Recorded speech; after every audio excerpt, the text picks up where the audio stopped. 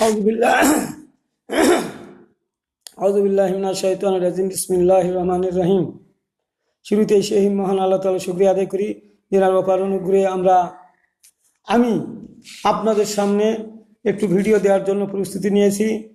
আপনারা আমার কথাগুলো যারা শোনেন, যারা দেখেন, তারা সাবস্ক্রাইব, শেয়ার, কমেন্ট সব কিছু করে দিবেন। এটাতে সব পাবেন, আপনারা সব পাবেন, আমিও সব পাবো, সবাই সব পাবে। কোনো কার্পণ্য করবেন না। আমি কোরআন এবং হাদিস থেকে আপনাদের সামনে আলোচনা করি, আমি বাহির থেকে কোনো আলোচনা করি না। যেহেতু কোরআন হাদিস রাসূল সাল্লাল্লাহু আলাইহি ওয়াসাল্লাম বলছেন, যারা আল্লাহর কিতাব এবং আমার সুন্নাতকে যারা মজবুতভাবে আঁটিয়ে ধরে তা মেনে চলে, তারা কখনো পথভ্রষ্ট হবে না। কাজেই এটাতে গ্যারান্টি আছে। দেখেন, সূরা মুহাম্মাদে 1 নম্বর আয়াতে আল্লাহ বলছে, এটা হলো 5ম 6ম হিজরিতে হয়তো নাজিল হয়েছে সূরাটা সম্ভবত। আল্লাযিনা কাফারু, যারা নিজেরা কুফরি করলো, ঈমান আনার পরে যারা কুফরি করলো, ওয়াসাদ্দু আন সাবিলিল্লাহ, আর অপরকেও আল্লাহর পথ থেকে নিবৃত্ত করলো, আল্লাহর পথ থেকেও নিবৃত্তি করলো। মানে সে ভুল করেছে, মানে এর অর্থ হলো সে নিজে ঈমান আনার পরে আবার অন্যটাও মানে নিজে ভুল পথে চলছে এবং অপরকেও ভুল পথে আনার জন্য চেষ্টা করে। তার মানে যারা মদ খায়, আমি শুনেছি যারা মদ খায় আর হঠাৎ করে একটা ভালো ছেলে নিয়ে যায়, তারা ও খাবে না, ও জুলুম করে, এইরকম করতে করতে তাকে মুখে ঢালে দেওয়া, একটা এভাবে করতে করতে তাকে মদ খাইয়ে ছাড়িছে। তো এইরকমভাবে যে নিজে যে ভুল পথে চলছে, ওই ভুল পথে তার সঙ্গে বন্ধুত্ব থাকার কারণে ওই বন্ধুকে সে ভুল পথে নিয়ে যাওয়ার চেষ্টা করে বা নিয়ে যায় ছাড়ে। তাই এখানে আল্লাহ তাআলা বলছে, যারা নিজেরা কুফরি করেছে এবং অন্যদেরকেও আল্লাহর পথ থেকে বাধা দিয়েছে, আল্লাহর পথে চলতে বাধা দিয়েছে, আল্লাহ তাদের আদাল্লাহ আমালাহুম, আল্লাহ তাদের কর্মকাণ্ড নিষ্ফল করে দিলেন। ওরও দিলেন, যে চলে গেল সে তারও দিলেন। কেন দিলেন? যে তার তো ভালো কিছু আমল ছিল, সে আমলগুলো আর কোনো কাজে আসবে না। আর এটা হলো ইমানদারদের, যারা ইমান এনেছিল তাদের শানি নাজিল হয়েছে। কারণ কাফের মুশরিকেরা, তাদের তো ইমান নেই, তাদের কি নষ্ট হবে, কি তাদের কি ডিলেট হবে, তাদের কি ব্যর্থ হবে না। কাজে এটা ইমান আনার পরে যারা আবার অন্যায় অনাচার কর্মকাণ্ডে লিপ্ত, সেই কাজগুলো করে আর ওই কাজের সঙ্গে অন্যদেরকেও নিয়ে যায়, আল্লাহ বলছে এদের আমলগুলো আমি ডিলিট করে দেই, এদের আমলের কোনো প্রতিফল দেওয়া হবে না। এই জন্য যে যারা সব সময় মানুষের বন্ধু সেজে মানুষকে এমন কথা বলতো যা মানুষের মনে ধর্ম সম্পর্কে সন্দেহ সংশয় সৃষ্টি হয়, এই জন্য আল্লাহ তাআলা তাদের সমস্ত নেক আমলগুলো যা করেছে তা ধ্বংস করে দিলেন। তার মানে এরা এমন কিছু কথা বলে তারা নিয়ে যায়, কি তারা বলে আমরা তো নামাজ পড়ি, রোজা করি, আবার আমাদেরকে আল্লাহর আইনে দেশ চালাতে হবে। এই যেমন ধরেন অন্য দলগুলোর মধ্যে এই ধরনের আচরণ আছে, তারা নামাজও পড়ে, রোজা করে, আবার বলে যে এই দল করলে আল্লাহ তাকে জান্নাত দিবে। এই যে তাদের ভুল ভ্রান্তি ধারণা, মন মানসিকতা নিজের খেয়াল খুশি অনুসরণ করে কথা বলা, আর এ কারণেই তাদের আমলগুলো ধ্বংস হয়ে যাবে। আল্লাহর কিছু হুকুম মানে এবং রসুলের কিছু হুকুম মানে আর কিছু হুকুম মানে না, এ কারণেই তাদের এই অবস্থা। আব্দুল্লাহ ইবনে ওবাই মারা গেলে তার ছেলে আব্দুল্লাহ রসুলের কাছে গিয়ে বলল যে, হে আল্লাহ নবী, আমার পিতা তো চিরদিন আপনার পিছনে নামাজ পড়লো, রোজা করলো, সবই করলো, খালি শুধু কিছু হুকুম অমান্য করার কারণে সে মুনাফিক হয়েছে, তো এই জন্য আমার পিতা তো আপনার পিছনে নামাজ পড়ছে, তো আপনি আমার পিতার জন্য কাপড় হিসেবে আপনার গায়ের কুর্তাটা দিয়ে দিন, আর আপনি একটু যদি জানাজা পড়ান, তাহলে হয়তো আমার পিতা মাফ পেয়ে যাবে। এখন আব্দুল্লাহ সব যুদ্ধ জিহাদে রসুলের সঙ্গে সাথী হয়ে যুদ্ধ করেছে, ভালো সাহাবী, তার কথা যদি বলে যে না দিব না, তাহলে তার মনটা খারাপ হয়ে যাবে। এই জন্য রসুল জানার পরেও তিনি ঠিক আছে নিয়ে যাও, কুত্তা নিয়ে যাও, আমি জানাজা পড়াবো, যাও। তো এইভাবে রসুল রাজি হয়েছিলেন। অথচ নামাজ রোজা সব কিছু করার পরেও আজীবন পর্যন্ত মৃত্যুর আগ পর্যন্ত রসুলের পিছনে নামাজ পড়ছে। আর 9ম হিজরিতে গিয়ে তার মৃত্যু হয়েছে। তো রসুল সাল্লাল্লাহু আলাইহি ওয়াসাল্লাম তার জানাজা পড়াতে যাবেন এবং অলিতে গলিতে আব্দুল্লাহ জোরে সুরে চিল্লাচিল্লি করে বলতে লাগলো, রসুল সাল্লাল্লাহু আলাইহি ওয়াসাল্লাম আমার পিতার জানাজা পড়াবে, আপনারা সকলে আসেন। এখন এইভাবে যখন দাওয়াত দিল সবাই শুনে, তো কাছে রসুল জানাজা পড়াবে, তাহলে তো না যায় তো ফির উপায় নেই। আর উমর ফারুক রাদিয়াল্লাহু তাআলা বলছেন যে এটা কি কথা, এই বড় মুনাফিকের জানাজা রসুল পড়াবেন, এটা কেমন করে হয়? তো তিনি বলছিলেন, হে রসুল, যাবার সময় যে কাপড় টেনে ধরে বলছিলেন, জামা টেনে ধরে বলছিলেন, আপনি কার জানাজা পড়াবেন? রসুল কাছে থামো, কথা বলো না, আমি পড়াচ্ছি, সমস্যা কি? আমি পড়ালে কি তার গুনাহ মাফ হবে? বা আমাকে তো আল্লাহ নিষেধ করেনি দেওয়ার পর জানাজা পড়া হবে না। আয়াতটা আমি পড়ে আপনাদের শুনাই। সূরা তওবার ৮০ নম্বর আয়াত, ইস্তাগফিরু লাহুম আও লা তাস্তাগফিরু লাহুম ইন তাস্তাগফিরু লাহুম ৭০ মাররাতান ফালা ইয়াগফিরু লাহুম যালিকা বিআন্নাহুম কাফারু বিল্লাহি ওয়া রাসূলিহি ওয়াল্লাহু লা ইয়াহদিল কাওমাল ফাসিকিন। আল্লাহ কাছে, হে রাসূল, তুমি তার জন্য ক্ষমা প্রার্থনা করো আর নাই করো, একই কথা। করো আর না করো সমান কথা, কিচ্ছু লাভ হবে না। তুমি যদি ৭৬ বার তার জন্য ক্ষমা প্রার্থনা করো, আমি আল্লাহ তাকে ক্ষমা করব না। এখানে একটা কথা বলে নেই, আমরা অনেক সময় বলে থাকি না যে রসুল সুপারিশ করলে সব আল্লাহ কবুল করবে। সুপারিশ করলে আল্লাহ সব কবুল করবে, রসুলের সুপারিশ কই? আব্দুল্লাহ বিন উবাইয়ের ব্যাপারে তো রসুলের দোয়া কবুল হলো না, এবং হুঁশিয়ার করে দিলেন যে ৭৬ বার যদি তার জন্য ক্ষমা প্রার্থনা করো, আমি আল্লাহ তার ক্ষমা করব না। তাহলে আল্লাহ রসুল দোয়া করলে হবে না? আল্লাহ রসুল দোয়া করলে সব দোয়া আল্লাহ কবুল করেন, এটা হলো নবম হিজরিতে কথা। আগেও ক্ষমা করেছেন, কিন্তু পরবর্তীতে এগুলা আইনের ব্যাপার, এগুলা হলো হুকুম না মানার গুনাহ, এগুলা হলো কবিরা গুনাহ, এগুলা তওবা তাকিদের ব্যাপার আছে, অনেক কিছু ব্যাপার আছে জেনে শুনে গুনাহ করা। এই জন্য আল্লাহর বিরোধিতা সে করেছে, সে জীবন পর্যন্ত করেছে, সে অনুতপ্ত হয় নাই, সে মারা গেছে, তার জানাজা দোয়া করলে, আল্লাহ রসুল দোয়া করলেও তা কবুল হবে না। তাহলে রসুল সাল্লাল্লাহু আলাইহি সাল্লাম যখন তার জানাজা পড়াইলেন, ৮৪ ওই সূরা তওবার ৮৪ নম্বর আয়াতে বলা হচ্ছে, হে রসুল, আজ থেকে বা এখন থেকে আর এই ধর্মের লোকেরা যারা মারা যাবে, নামাজ পড়বে, রোজা করবে, সব কিছু করবে, কিন্তু তোমার কিছু হুকুম মানবে আর কিছু হুকুম মানবে না, এরা মুনাফিক। এই মুনাফিকদের জানাজার কবর পাশে দাঁড়াবে না, তাদের জানাজার সালাত পড়াবে না, তুমি তাদের জন্য কোনো মাগফিরাতের দোয়াও করবে না। স্পষ্টভাবে আল্লাহ বলে দিলেন ৮৪ নম্বর আয়াতে, নবম হিজরিতে এই আইন পাশ হয়ে গেল। এই ধরনের মুনাফিকদের দোয়া করাও নিষেধ করা হয়েছে আল্লাহর পক্ষ থেকে।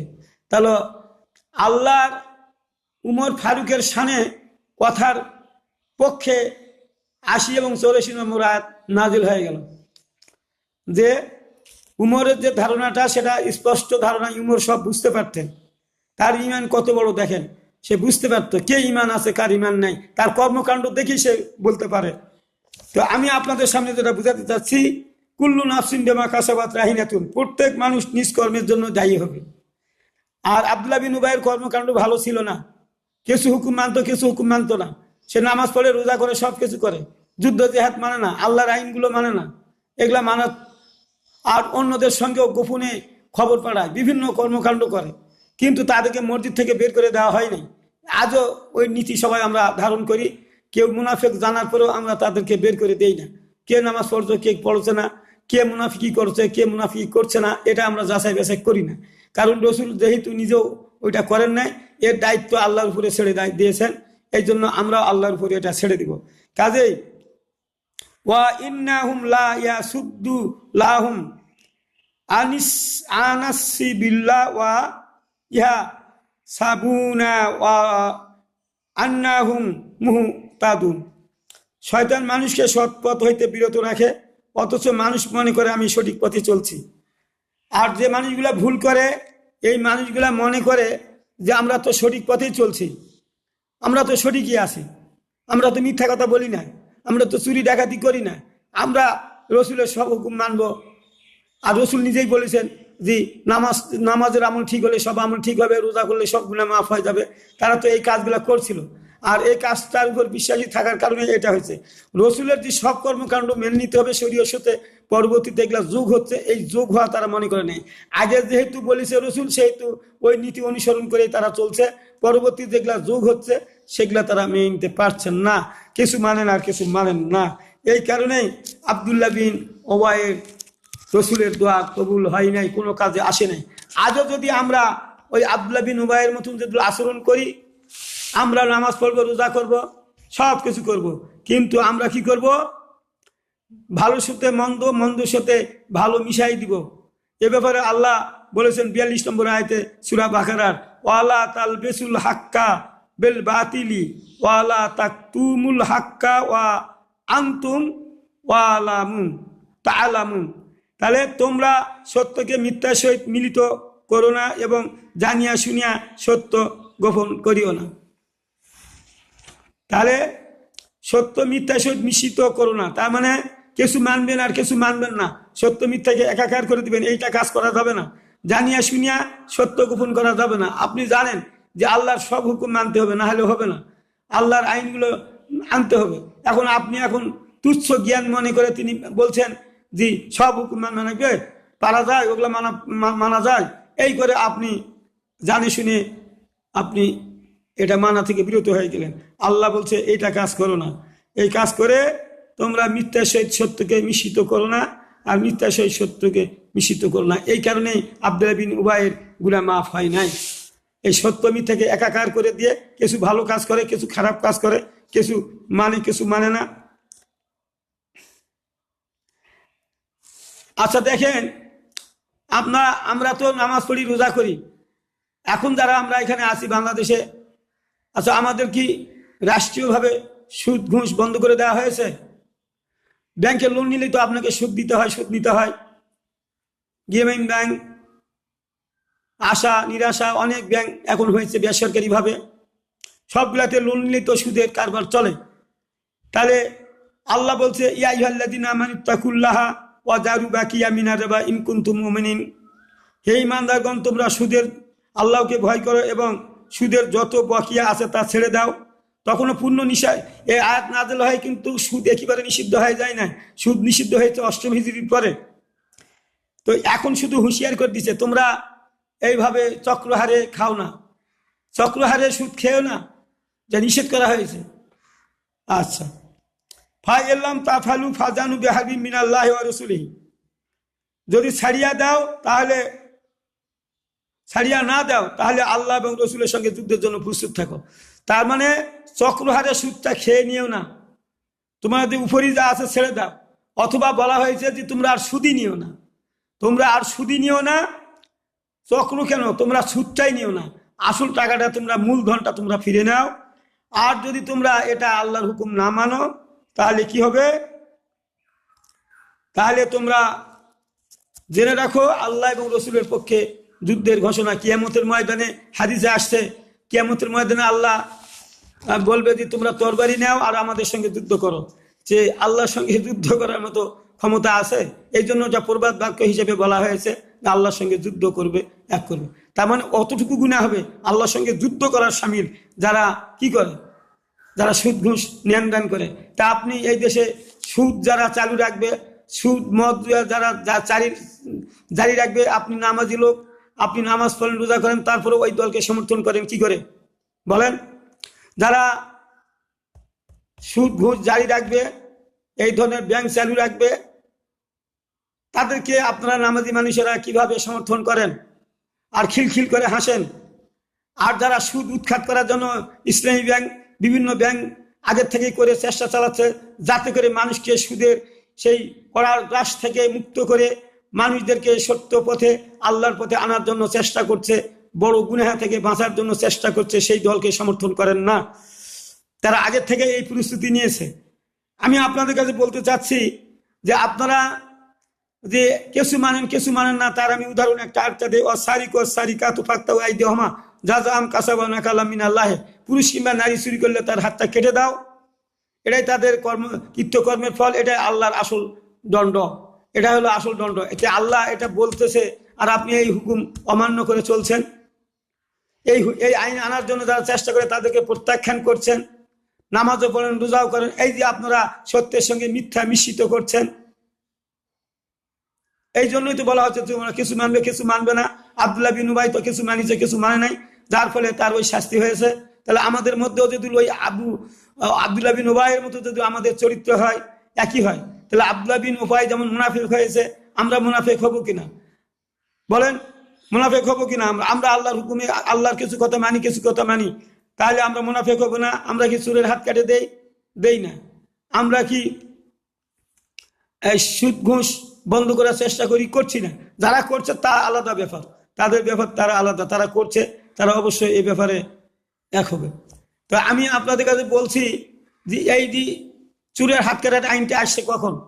আগে তো আসে নাই, সপ্তম হিজরিতে এসেছে। সপ্তম হিজরিতে চোরের হাত কাটার আইন এসেছে।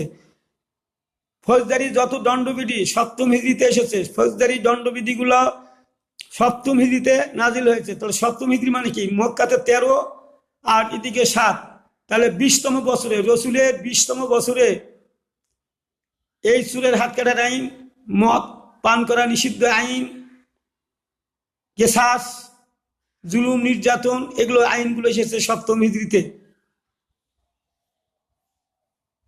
তাহলে এই যে আইনগুলো ধীরে ধীরে পাশ হচ্ছে, ধীরে ধীরে পাশ হচ্ছে, আইনে পরিণত হচ্ছে, আপনারা এই জিনিসটা মানেন না কেন? আপনি একজন নামাজি লোক, যে দলগুলো এই আইনের বিরুদ্ধে চলে আর নিজের মন গড়া আইনের, ব্রিটিশ আইনের পক্ষে কাজ করে যাচ্ছে, তাদেরকে আপনি নামাজি লোক হয়ে আপনি তাদের সমর্থন করছেন। বড় আলেম হয়ে আপনি তাদের সমর্থন করছেন। আবার বড় আলেম হয়ে বলছেন যে মদিনার খেলাফত আমি তাদের মধ্যে দেখতে পাচ্ছি না যারা আল্লাহর আইন চায়। আর তখন আপনি নিজে যে সমস্ত লোকেরা শরিয়া আইন চায় না তাদের পক্ষে আপনি সমর্থন করছেন। তাহলে মানুষ বিভ্রান্ত হবে কিনা? আপনি বড় মাফের আলেম, তাহলে আপনি কি আব্দুল্লাহ বিন উবাইয়ের মতো কাজ করছেন কিনা? আল্লাহ রসুল দোয়া করলেও সে ক্ষমা পেয়েছে, আপনি ক্ষমা পাবেন কিভাবে? বলেন। আব্দুল্লাহ বিন উবাই আপনার যদি ওই আইনগুলো না মানার কারণে আপনার যদি আল্লাহ গুনাহ খাতা মাফ করে দেয়, আব্দুল্লাহ বিন উবাই সেদিন ওখানে বলবে না আমিও তো কিছু আইন মানি নাই, কিন্তু আমি তো নামাজ রোজা করেছি। তাহলে ওই নামাজ রোজা করার কারণে তাদেরকে আপনি জান্নাত দিচ্ছেন, হে আল্লাহ আমাকে কেন জাহান্নামে দিবেন? তাহলে আল্লাহ সেদিন এটা প্রশ্ন হবে না? তা আল্লাহ একই অপরাধে কাউকে শাস্তি দিবেন, আবার একই অপরাধে কাউকে বাঁচিয়ে দিবেন। আল্লাহ এই ধরনের কাজ করবেন কি? আপনার কি বিশ্বাস? করবে? অবশ্যই করবে না। তাহলে যদি না করে, ওয়াদাল্লাহ হাকুন, আল্লাহ ওয়াদা তার ঠিক রাখে, তাহলে ওয়া ইন্নামা আনা নাযিরুম মুবিন, আল্লাহ রসুলগণের দায়িত্ব কেবল স্পষ্টভাবে প্রচার করা। কে মানলো কে মানলো না তাদের দায়িত্ব নয়। দারোগা করে রসুলকেও পাঠান নাই, আমাদেরকেও দারোগা করে আল্লাহ পাঠান নাই যে আপনাদের না বুঝলে আপনাদেরকে জোর করে আমাদেরকে বুঝাই নিয়ে আসবো। ভাইরা আমার, আমি আপনাদের কাছে বলতেছি যে পঞ্চম প্রশ্ন আপনাদের কাছে, এগুলা প্রশ্ন আমার, যে তাহলে এগুলা জেনে শুনেও আপনারা যারা শরিয়া আইন চায় না তাদেরকে সমর্থন করেন কিভাবে? পঞ্চম প্রশ্ন হলো, ইয়া আইয়ুহাল্লাযীনা আমানু ইন্নামাল খামরু ওয়াল মাইসিরু ওয়াল আনসাবু ওয়াল আজলামু রিজসুম মিন আমালিশ শায়তানি ফাসতানিবুহু লাআল্লাকুম তুফলিহুন। হে মুমিনগণ, মদ, জুয়া, মূর্তি পূজারী, বেদী, ভাগ্য নির্ণয়নের স্বর, ঘৃণ্য বস্তু, শয়তানের কার্য, সুতরাং তোমরা উহা বর্জন করো যাহাতে তোমরা সফল কাম হইতে পারো। তাহলে যারা এগুলা কাজ করে, মদ জুয়া জারি রাখে, যে সমস্ত সরকারেরা আসে দেশে মদ জুয়া সম্পূর্ণকে জারি রাখে, আপনারা সেগুলোর পক্ষে সমর্থন করেন, আপনারা সমর্থন করেন। তাহলে আপনারা কিছু মানেন কিছু মানেন না, তারপরে নামাজ পড়েন, রোজা করেন, আর জান্নাতে যাওয়ার জন্য বসে আছেন। আল্লাহ কি আপনাদের জান্নাত দিবে? আল্লাহ কি এই ধরনের চিন্তা চেতনা মানুষগুলো কি আল্লাহ মাফ করবেন? আব্দুল্লাহ বিন উবাইয়ের গুনাহ খাতা মাফ হলো না, রসুলের তওবা কবুল হলো না। আমরা যদি শরীয়তের কিছু বিধিবিধান আছে যেগুলো না মানলে কবিরা গুনাহ হবে, আমরাও তো তারই মতো আরো এক করতেছি, আচরণ করতেছি, তাহলে আমাদের কি গুনাহ মাফ হওয়ার সম্ভাবনা আছে কি? আমি আপনাদের কাছে প্রশ্ন রেখে গেলাম। আমাদেরকে বুঝতে হবে, কোরআন হাদিস বুঝতে হবে, এমনি এমনি না বুঝে কথা বলা যাবে না। এই যে আমরা এই সমস্ত ইবাদত বন্দি করে আমরা তো করছি, আমরা তো নামাজ রোজা করে আমরা তো কপালে দাগ ফেলাইছি, আমরা তো অনেক বড় এক হয়ে গেছে। এখন আপনি কিয়ামতের ময়দানে গিয়ে আল্লাহর কাছে বলবেন যে আল্লাহ আমাদের জান্নাত দিন। আহাসিবান নাস আইত্তাকু আইয়াকুলু আমালনা ওয়াহুম লা ইয়াফতানুন। মানুষ কি মনে করে কিয়ামতের ময়দানে বলবে যে আল্লাহ আমরা ঈমান আনিয়েছিলাম, নামাজ রোজা সব করেছি, কাজে আপনি আমাদেরকে জান্নাত দিন? আল্লাহ বলবেন না, আমি এই ধরনের কার্যক্রমে আমি দেই না, আমি এভাবে দেই না। কারণ তোমার ইমান আনলে কথা বলে আমি তোমাদের দিব না, তোমাদের পরীক্ষা করব না তোমরা এগুলা করেছো কিনা, আল্লাহর হুকুম হাকাম মেনেছো কিনা, রসুলের হুকুম হাকাম মেনে চলেছো কিনা, এটা পরীক্ষা নিব না। পরীক্ষা না নিয়ে তোমাদের জান্নাত দিব, তাহলে তো সব মানুষগুলোই আমার কাছে আসে অবজেকশন করবে যে আল্লাহ আমরা ইমানদার ছিলাম, নামাজ পড়ছি, রোজা করছি, আমাদের জান্নাত দেন। তাহলে তো সকল মানুষকে দিতে হবে। তাহলে আমার এই যে দুনিয়া সৃষ্টি করলাম, আমি যে মানুষদেরকে কর্মের প্রতিফল নিব, আল্লাহ বলবে আমি যে তোমাদের কর্মের প্রতিফল নিব, তোমাদের কর্মের বিচার আমি করব, কে ভালো করলো কে খারাপ করলো এটা বিচার করব। তাহলে তো একাকার হয়ে যাবে সব। শেষ সময় তো সবাই আসে ইমান আনে, সবাই আসে নামাজ পড়ে, শেষ বয়সে আসে সবাই নামাজ পড়ে। তাহলে বাদ বিচার করবে কে? যৌবনকালে সব মারে ধুলে খাইছে, অন্যায় অসৎ পথে সম্পত্তি করেছে, তো তাদের বিচারটা কিভাবে হবে? আল্লাহ বলবেন কিয়ামতের ময়দানে। তাহলে এইটার কি জবাব দিবেন আপনারা? এইটা কি জবাব দিবেন? আম হাসিবতুম আন তাদখুলুল জান্নাতা ওয়ালাম্মা ইয়ালামিনাল্লাহুল্লাযিনা জাহাদু মিনকুম ওয়া ইয়ালামাস সাবিরিন। তোমরা কি মনে করো যে তোমরা জান্নাতে প্রবেশ করবে? তাহলে তোমরা এর মধ্যে কে জিহাদ করছে কারা করে নাই তারা দেখাও। এটা আপনি কিভাবে দেখাবেন আল্লাহর কাছে সেদিন? আপনি যুদ্ধ জিহাদের তো নামই শোনেন নাই, আপনি তো ওর ধারে কাছে যান না। তো এখানে তো প্রশ্ন, এটা প্রশ্ন আল্লাহ। তোমরা যদি জান্নাতে যেতে চাও তাহলে কে জিহাদ করছো কারা করো নাই দেখাও আল্লাহর কাছে। আল্লাহ এখন জেনে নিতে চান। তোমরা আপনারা মুখ দিয়ে বলবেন আর আপনাদের জান্নাত দিয়ে দিবে আল্লাহ, তা তো বলে না। আপনি কোরআন মানেন না বলে মানি, তো কোরআনের আয়াতের হুকুম মানেন আর তো মানেন না। যদি বলা হয় যে আপনি কোরআন মানেন, মানি না মানে আপনি তো বেশি খেপে যান। কোরআন মুখস্থ করছেন মানেন, কিন্তু কোরআনের যে হুকুম হাকাম আদেশ নিষেধ আছে সেগুলা তো মানার ব্যাপারে কোনো ভ্রুক্ষেপ করেন না। কোনটা ভালো কোনটা মন্দ বোঝার চেষ্টা করেন না। হালাল হারাম যা পাইছেন সব মারে ধরে খাই নিছেন। আপনাকে বুঝতে হবে না কোনটা হারাম মাল কোনটা হারাম মাল। কথা আমার রেজেক আছে তাই খাই নিছি। এই রেজেক তো সবগুলাই রেজেক, হালালটাও রেজেক হারামটাও রেজেক। আপনাকে আল্লাহ বলছে এটা হলো এই পথে অর্জন করলে এই রেজেকটা হবে হারাম, আর এই পথে অর্জন করলে রেজেকটা হবে হালাল। আপনাকে হালাল রেজেক খায় আল্লাহর ইবাদত বন্দেগী করতে হবে। যারা হারাম রেজেক খায় আল্লাহর ইবাদত বন্দেগী করে তাদের দোয়া তো কবুল হবে না। যে শরীর হারাম মাল খায় পুষ্ট হয় ওই শরীর জান্নাতে প্রবেশ করবে না। তাহলে এই হাদিসগুলা কোথায় যাবে আপনাদের বুঝতে হবে না। আপনি তো খালি কোন রেজেক যেখানে আছে সেখানে, এই কথাটা এখন সব মানুষের মুখে যে রেজেক যেখানে আছে তার সেখানে হবে, রেজেক যেখানে আছে সেখানে হবে। আপনাকে ওইটার উপর ওই রকম বিশ্বাস করলে হবে না। রেজেক আপনি থাকলেই আসে খাবেন, আপনি দাওয়াত দেয়নি, আপনি দাওয়াত না দিয়ে যায় খায় বসে খাবেন আর কবেন যে আমার রেজেক আছে দিকে আইছে এখানে। আপনি কি দাওয়াত দিচ্ছে? দাওয়াত না দিয়ে রসুল বলছে যারা দাওয়াত না দিয়ে যারা খায় তারা চুর হয়ে ঢুকে ডাকাত হয়ে বের হয়। দাওয়াত না দিলে সেখানে যাওয়া যাবে না, আর দাওয়াত দিলে তা গ্রহণ করতে হবে। আপনারা হাবুল তাবুল প্রশ্ন করে মানুষদেরকে বিভ্রান্ত করেন কি কারণে? রেজেক হলেই হবে না, আপনাকে রেজেক হালাল রেজেক তালাশ করে আপনাকে ভক্ষণ করতে হবে। হারাম পথে চুরি করে আনে খায় আপনি করেন আমার এই পথে রেজেক আছে, এটা তো আমার রেজেক, আমার এই পথে রেজেক আছে। তা আপনি চুরি করে রেজেক এক করবেন, অন্বেষণ করবেন? আপনি ডাকাতি করে বড়সের সম্পদ মারে আপনি রেজেক তালাশ করে খাবেন আর করবেন দিয়ে এই তো আমার এটাই রেজেক ঠিক যে আল্লাহ সাই খাবো।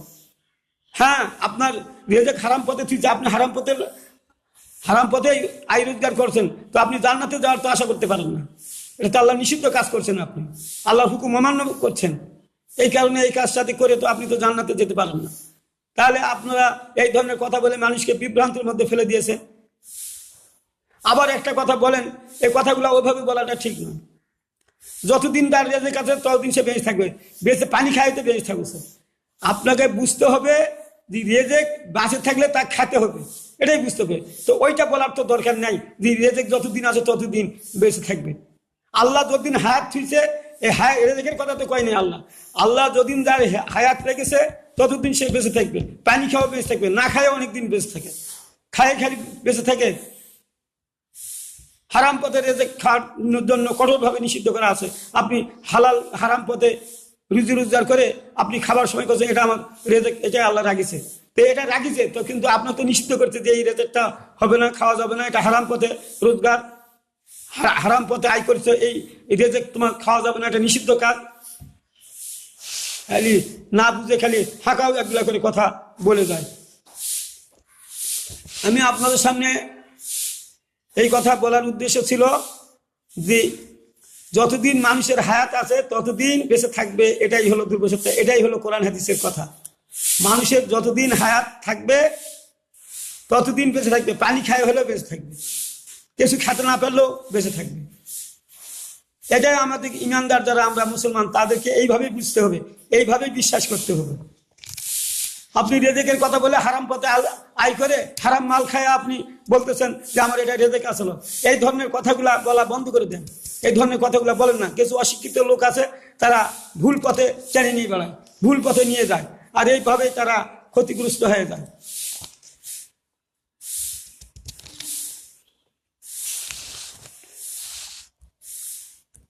আজকের ভিডিওটা আমি এখান থেকে শেষ করে